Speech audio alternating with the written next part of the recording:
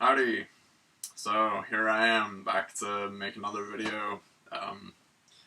Pretty frustrated and tired about what I'm seeing going on in the world, so, it's all of our responsibility to speak out and make change where we can. So, without further ado, the video tonight is Conceptualizing Evil. So, one of the biggest problems the world faces today is the inability of human beings to properly conceptualize how much the will of evil owns them. And so you might ask, what is evil? Apophatically put, which means in the negative, evil is the absence of goodness. But a simpler way of defining both terms, good and evil, is by their associations and synonymous meanings with false and wrong for evil, and true and right for good. So, when you say something is false, it's also incorrect and wrong. And when something is wrong, it is evil, because when you do wrong to someone or something, you are doing an act of evil. And when you say something is true, it is right. And when something is right, it is good, because that's where we get the word righteous from. He is being righteous, therefore he is being good. So, also, evil is anything that attempts to usurp one's free will. And so, free will is the sacred gift to humanity from the Creator. We are endowed with this ability to make choice so that we may choose the right over the wrong and thus become wise like our Creator. But there are consequential laws to this universe, and acting via free will in defiance of these laws will result in increased suffering and chaos. Which means evil can win, my friends. And it's up to each and every one of us to make sure it doesn't. There's no savior coming to rescue you from the evil agenda.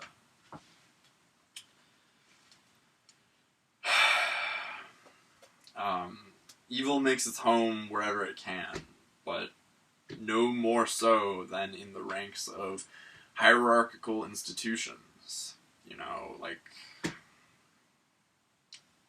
the government and religious organizations and medical and scientific corporations and what have you. I hear it all the time. People say things like, they would never do that. I just have so much faith in people, People are just basically good, And,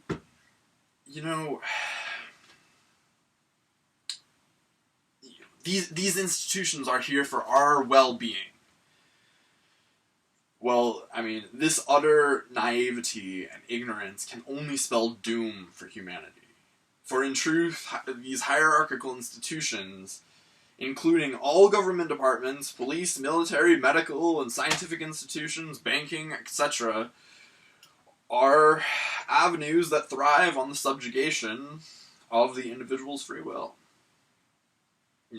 One can have the best of intentions when they join these institutions, but will inevitably find that their intentions become fruitless because of the entrenched force of evil within their midst. Some examples of those. The starry-eyed young politician who wants to make real change will find he only wins elections because of his willingness to compromise his values and support the current trajectory of manifesting a totalitarian society.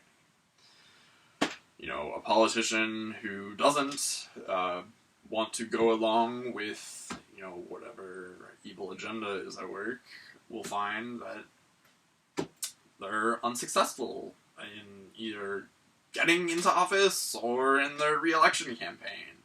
And if they cause too much of a stir, then they might be shot and killed, like JFK, when he wanted to bring back the gold standard.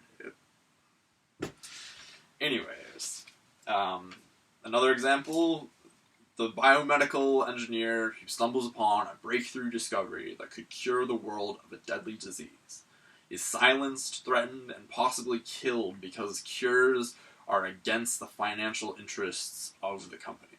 Remember, it's a medical industry. A patient cured is a customer lost. And this industry has been welded to the government and shapes official policy surrounding novel virus outbreaks. Something to chew on. So another example, the cop, who really wants to protect and serve his community, who critiques his cohort's aggressive tactics. He's then fired if he doesn't rescind his statements. And this is why there's no such thing as a good cop. Because if you act rightly in those institutions and speak out against the wrongdoings of your cohorts, then you are fired and are no longer a cop. So there are no good cops. So another example, the concerned citizen who is alarmed, and rightfully so, by police brutality, corporate power, and the abuse of the environment, who then joins the institution known as the mob. And yes, the mob is an institution. And he votes, only to find all individual responsibility is abdicated and faith is rested on the establishment to change itself. This is a subtler form of evil, for it concerns the lie of voting. And lies are evil because they strip the individual of the ability to make a correct choice by withholding crucial knowledge. So, all of these examples are depictions of evil that is relatively low on the hierarchy, and the real shot callers will have proven themselves down with evil's agenda. Those beings who lack conscience rise to the top like the scum they are. See, part of the problem is humanity's general lack of imagination and disconnection from spirit. So, I was that kid in middle school who was still playing imagination games. You know, I was off, with my one friend often pretending I was the knight in shining armor and I was fighting orcs and wielding magic and, saving the village from certain danger. But eventually I realized, it's just a game, and, the cold reality set in, and I abandoned those games. And the blight of public education, atheism, and hormones took over. It was sort of a dark time for me. I was descending into nihilism, I would say.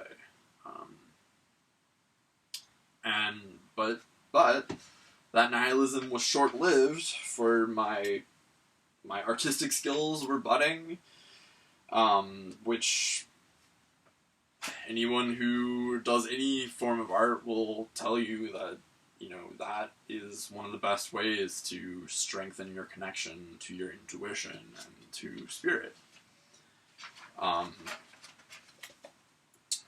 But it was really my my curiosity that saved me from that nihilistic, morally relativistic state of mind where, you know, I didn't, you know, it was my curiosity because, you know, I started searching the internet and I saw the videos of 9/11 and watching those towers fall, I realized what a huge deception was going on and that there was an evil beyond what the 5 o'clock news was trying to tell everyone. And, you know, that's really how I rediscovered my heroes. And